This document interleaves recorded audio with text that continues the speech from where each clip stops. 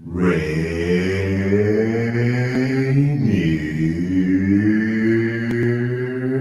Avenue Radio.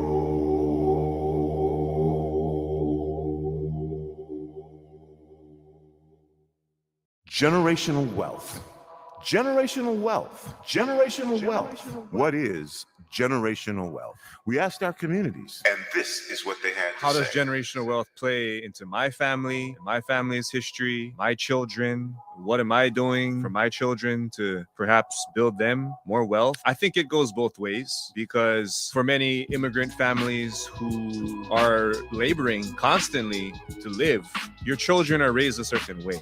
Your children adopt certain values, which then will become their life and how they live it. When I see folks that perhaps have copious generational wealth, I see a whole different mindset, different ways of treating people. And I see it in my own children too. I feel like a lot of those values, in a lot of ways, begin to get lost when you don't have to work so hard to This live. campaign to create awareness to generational wealth is brought to you by the Department of Neighborhood's Generational Wealth Initiative, the Washington Housing Finance Commission, and Rainier Avenue Radio.World.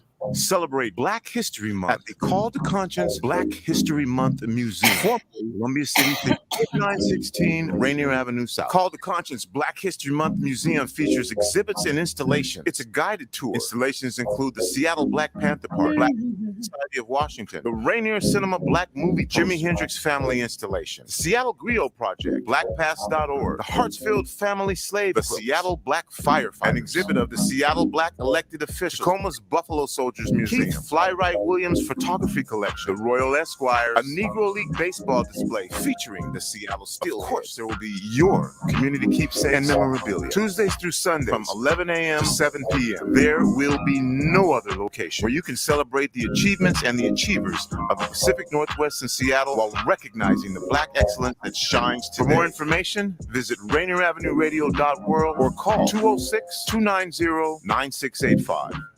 You're listening to Rainier Avenue Radio.World. Welcome to Real Estate and Money, a half-hour program on Rainier Avenue Radio.World designed to help you whether you're a buyer, seller, investor, or renter in real estate. Your hosts are two local professionals who will escort you on your journey. Violeta Strash, who has years of media advertising and marketing experience and brings this extensive knowledge to John L. Scott Real Estate and all our clients. And Tina Lombard, who is a mortgage loan originator with guaranteed rate affinity with over 28 years of experience. And now here's Violeta and Tina. Hello. Hi, everyone. Hello. We're all matching. Yes. Oh, there you are. I was going to say, you're not moving. Yeah, well, happy Valentine's Day to everybody. Thank you so much for joining in on the show. We're so glad to have you here.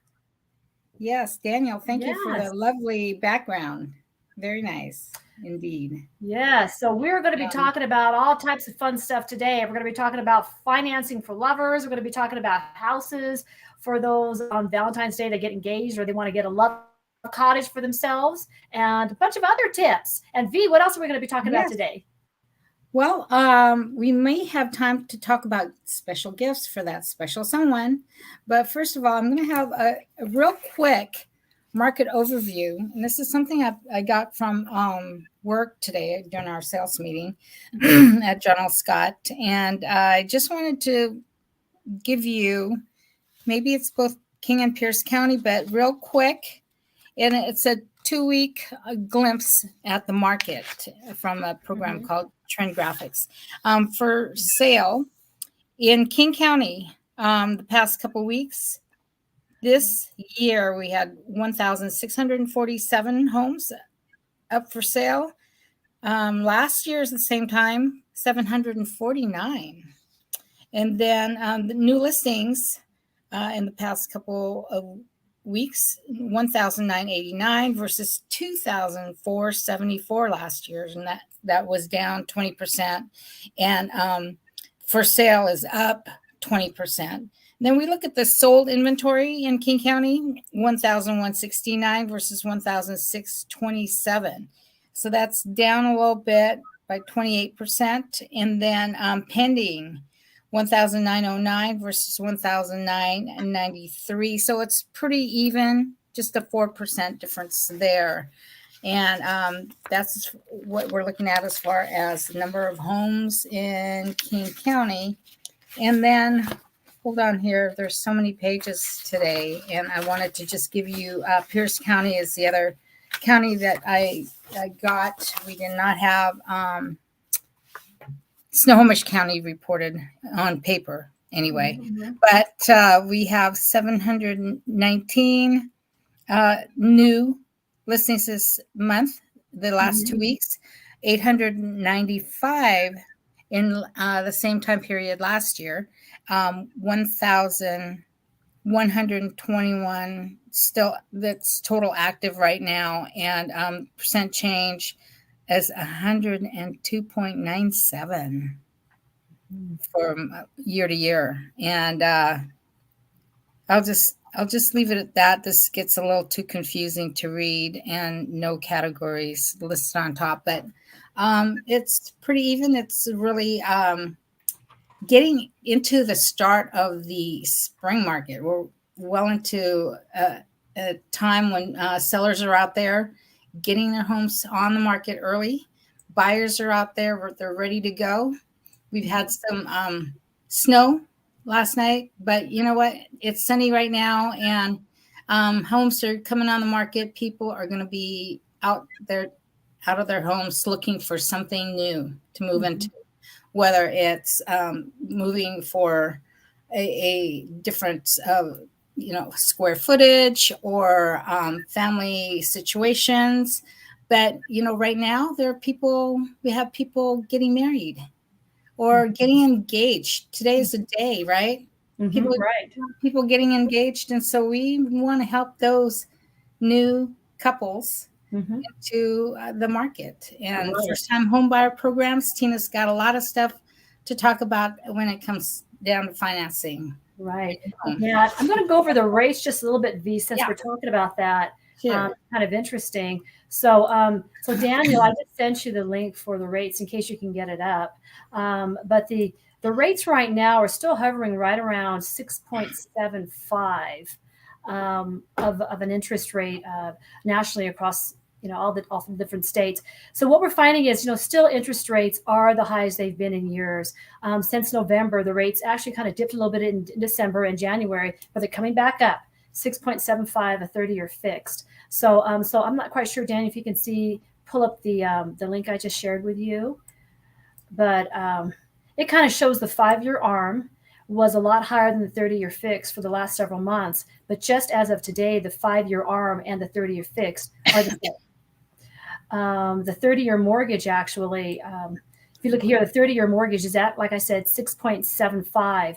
So the rates, they're thinking that the rates are going to go up just a little bit more. So if you're hesitating on whether to buy a house or not, just go ahead and buy that house, because if interest rates do go down, you'll be able to get into a house right now. And when interest rates go back up, you'll have that house at equity. So there's the screen right there. So you'll see that the 30-year fix is at, let me see here. What does it say here? It says 6.875. I'm sorry, 6.641 is the interest rate. The APR is 6.75, the average rate across the U.S. The 15-year fix is at 5.5. Of course, that's the lowest of all of them. And the 5-year is at 5.75. So, V, the rates are kind of hanging on. They're not changing anytime soon. Thank you, Daniel. If you're thinking that the rates are going to go down fast or so on and so forth, don't hold your breath, because chances are they may go up a little bit. So that should make no difference in whether you can buy a house or not. Just go ahead and get approved with the rate as it is of today and get that house under contract. So that's it. My mortgage update. Okay. Great. So we're going to talk about what today? We're going to be talking about houses for people who are looking for a house with their lover. Yes. A lot of new couples forming, right? A lot of people getting engaged this month today. Yes. And then they're going to come to me and say, I think we want to buy a house together. We're not married yet, but what do we do? What do we need to do? What do we need to show? Finances. We want to both be on title for the house, but I don't know. So Tina, what are the examples that you have of people coming to you for help on a new home, whether it's first-time home buyers or new couples? Yes. Believe it or not, we're still in a day and age where people are very concerned on whether they should buy a house with each other while they're not married. Now, 20 years ago, it was very hard for women to get loans, period, when they were single. So a lot of things have changed. Several years ago, too, a lot of lenders would not do a husband and wife or engaged couples if they were not married. But things have changed. So now we're in the year 2023. If you want to get a house with somebody you're not married to them, you certainly can. You can have as many co-borrowers on that loan. So let's say you and your mother want to get a house, or you and your best friend want to get a house. But how about you and your lover? Okay. You're not married yet. You're intending on getting married. What should you do? So, of course, there are a lot of people that come to me. They're not married yet. They're still in kind of the live-in stage. They may or might not get married down the line, but it makes better sense for them to buy a house and get some equity than it is to rent. So I get that all the time. You're not going to be judged. You're not going to be, looked at separately or secondhand or what have you because you're not married. So we do get a lot of people who decide, hey, I'm engaged and the wedding is in October, but I'm not going to wait till October. I want to buy a house now. So when we get married, we have a house to go into, and the house is already, built and up, and all we have to do is worry about it is our honeymoon. So I get those all the time. And this right now is the season for that. This is the season where people actually go out and they start planning their weddings. And they usually plan, there's the spring wedding, the fall weddings, the summer weddings. Yeah. So I would encourage you, if you are thinking about getting married, if you're a special someone, pop the question today. You don't have to wait until afterwards to find out how much of a house you qualify for. You may want to go ahead now, apply for a loan and see with the power of both of your incomes what you could qualify for. So maybe you want to buy the house before the marriage, or maybe buy the house immediately after you get married. But those are some of the questions financially you should ask now. So when you got married, did you run your Dan's credit report or anything, or did you just kind of think he was just a great guy? Let's just hook up. Yeah, I just wanted to make sure he had a Roth IRA. Yes. Before I got involved with someone. No, I'm just kidding. Love conquers all. Yeah. There's a lot of baggage. Mm-hmm. And sometimes the baggage is not a good thing when it comes to buying a house. You could overlook a lot of stuff, but before you get into it. But what if that goes wrong down the road? And let me tell you something. When I was younger and I wasn't a mortgage loan officer yet, love rules everything, right? Then after I became a loan officer, 5, 10, 15 years into it, I see where couples, one couple spends like crazy, and the other person in the couple is the person that saves and stresses out. There are some people who are completely derogatory with everything that they've borrowed, they've never paid back. And that goes into character and not so much whether you pay your bills or not. So sometimes pulling credit before the marriage may not be such a bad idea. Okay. All right. So, that's all joking aside, it may not be a bad idea. If you aren't in agreement with the way you handle your finances, you may not be in agreement with other things in your life. So it may not be a bad idea to see what credit your proposed spouse is going to have, or the person that you're with is going to have. Mm-hmm. Okay, we're going to talk. Let's go on a break right now, and then come back and talk a little bit more about financing for unmarried couples and married couples. So let's do that. Tune in to Real Estate and Money every Tuesday afternoon from 2:30 to 3 here on Rainier Avenue Radio.world. Join your hosts Violeta Strash with John L. Scott North and Tina Lombard with Guaranteed Rate Affinity. They'll help you navigate the waters of our volatile real estate market and offer you some guidance on how to make your hard-earned money work to make your dreams come true. Learn about current trends, get tips on financial matters, and have fun, interactive discussions about your home inside and out. That's Real Estate and Money. Okay, and V, just real quick before we go on, if you do have two couples and they are struggling with credit, there are ways to help the other one. So a lot of times you could put that person on your credit card, or that person, you take out a loan with them, but you can also build somebody's credit who may not have had the opportunity to build credit in the past. So this is also a very good opportunity where if you are getting married, you find out somebody is weak in credit, you have, 3 or 4 months to actually build their credit up alongside yours. So what I should do is send these people to you and not really start searching until you come back and say, to me, the agent, and you say, we need to clear up a couple things, you know, and then I'll get back to you as soon as I know what they can qualify for. Is that what I should do? Yes, exactly. You'd be surprised. These youngins nowadays are getting paid 2 or 3 times more than we ever did at their age. And Yeah. you have two couples coming together right now. They've got a great big huge income, and they can probably buy any house in Seattle because the income rates in Seattle are very, very high. So yes, come to me. You may only think you qualify for 850. I find out you qualify for 1.1 million. You know, so you really do not know. So yes, come to me. I'll take care of you. Well, then, but what happens if you decide, you know, 3 months into this, oh, he's not the one.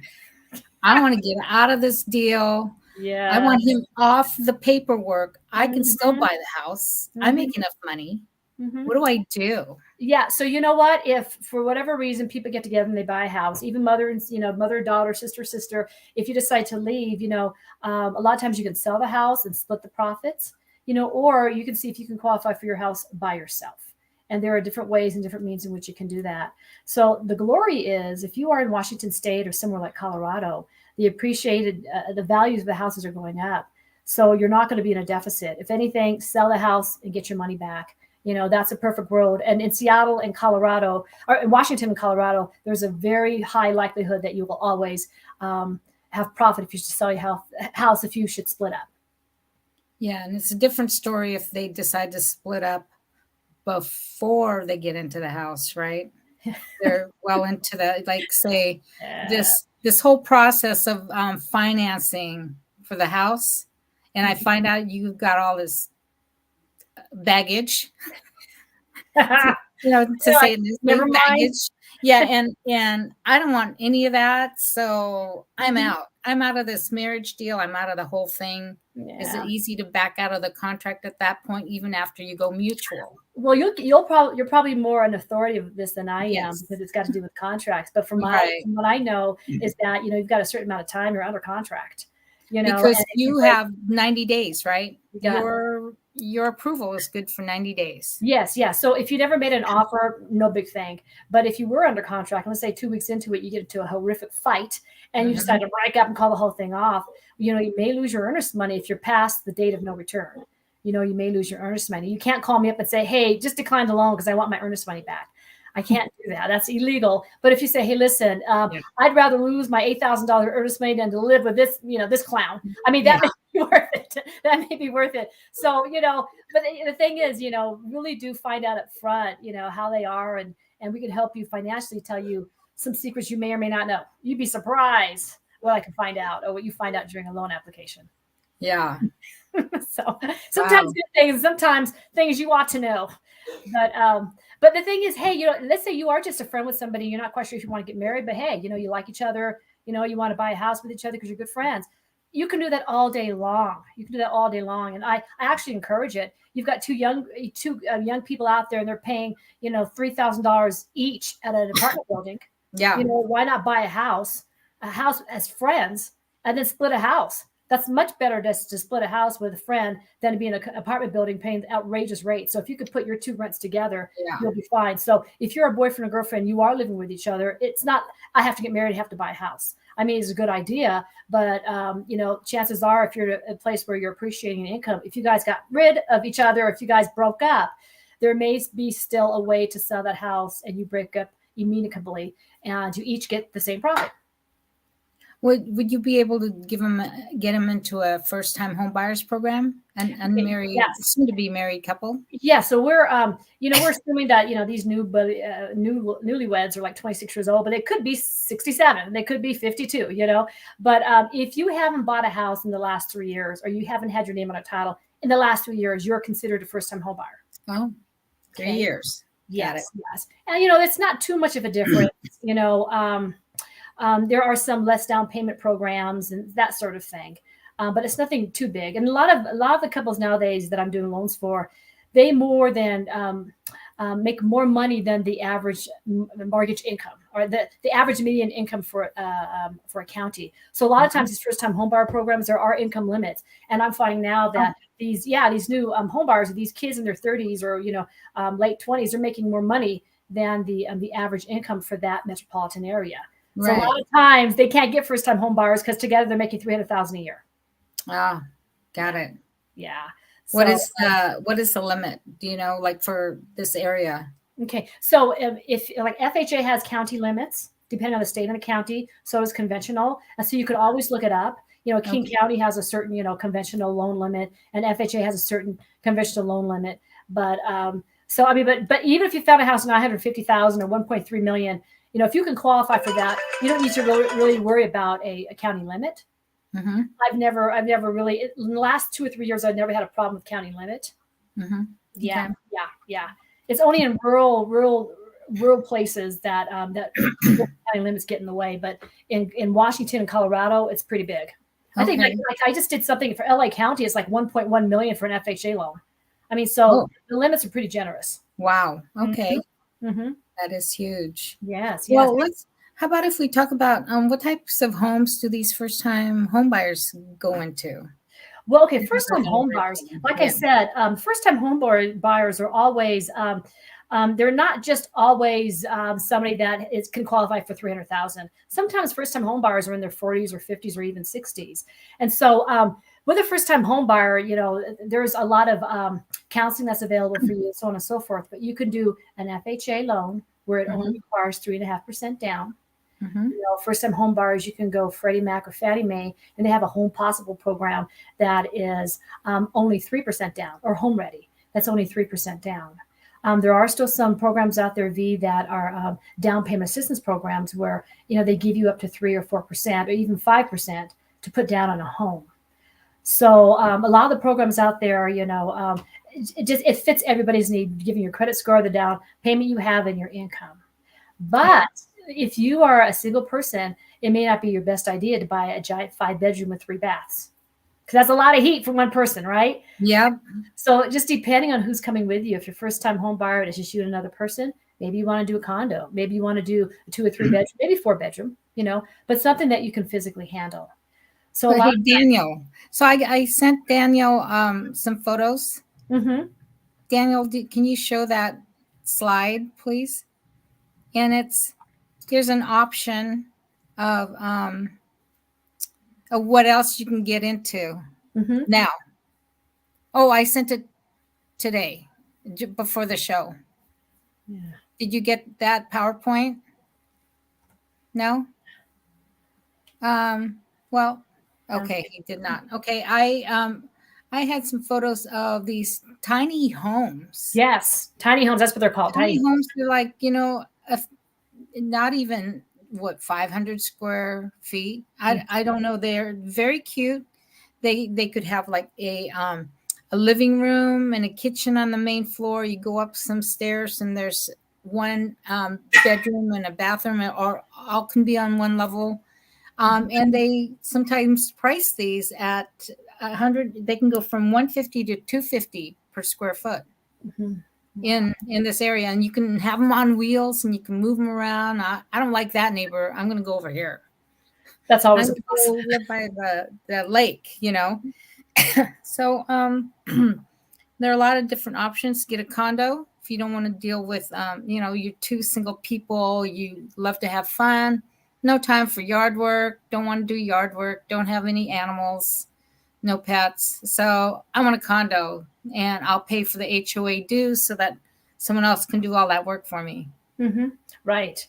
Now, it's funny because I was thinking that you can buy a vacation home for you and your loved one. I mean, usually especially people are older and they find somebody in their older years and they've got like a house that's completely paid off, so they want to go buy a house on the beach. They want to go buy, a house up in Snoqualmie or, down by, Ocean Shores or some little, like you did way down there by Cannon Beach or something. Or seaside. But those houses, second homes are always, always nice. So if you do find a loved one and you're like, hey, let's go buy a vacation home up in the mountains up there by Warm Beach, get a and there's different financing for that too that we can talk about another time, right? Yeah. So I mean, get a little bungalow, and when you don't use it, do an Airbnb with that or something. Sure. Short-term vacation rentals. Yeah. But a lot of people, their older years, maybe they're divorced, their kids have gone off, and they meet each other, and they both have giant homes, and they're like, forget these, 5-bedroom homes. Let's get a little bungalow or something by ourselves, and let's move to 1 story. That's a thing now. A our parents, grandparents, they need a 1-story home, not a 2-3 story monstrosity that they can't manage the stairs or cleaning. No. And the thing is, I'm Filipino. So I have 11 room house, it's just me and I'll just run around my robe in my slippers, but the thing is, the heat's going to get you. The heat's going to get you. So sometimes, you have to think about, I want something really big, but what's the heat? Who's going to maintain the yard? Blah, blah, blah. So that's something we can help you figure out. But I mean, if it's just the two of you, you don't want to be spending time out in the yard doing landscaping. Okay. Or painting. Okay. You want something that's kind of cute and kind of, low maintenance, and we can get you that. And there's plenty of houses out there that you can buy. Mm-hmm. Yeah. Like I have, or what we did, bought an older home, did a major remodel of the main floor so that we only, if we needed to, live only on the main floor. Yeah. And there's a basement, livable, totally finished and all that. And both levels of our home, you can see a great view of the sound. So it's an ideal place. You have a beautiful Lombard house, V. Yes, you do. Yes, you do. You guys haven't even seen it. You've got a view. You've got a view. It's just spacious, a lot of air, a lot of tranquility. You've got, the water, the sound is out in front of you. That's what I'm talking about. Yeah. Yeah, and we put up a hummingbird feeder a couple of weekends ago, and there's one bird flying around. Yeah, even in this cold weather, it's flying around. Yes, I love that. But real quick, what are great gifts for Valentine's Day? What are you hoping for? What are you doing? Oh, well, something intimate and romantic. It could be like a hobby thing or something. Piece of clothing that for me, earrings is a big thing. Rings, jewelry is always good for women. For men, I don't know. How about for men? What are you going to get Dan? Nothing. Your love. Your undying love. Yes. It's hard to say when you've been together as long as we have. You get everything that you want on a daily basis, and it's not a lot of room for people to surprise you with something that you may already have. Mm-hmm. But time. For having, loved ones, spending time with my husband, my boys, especially my boys.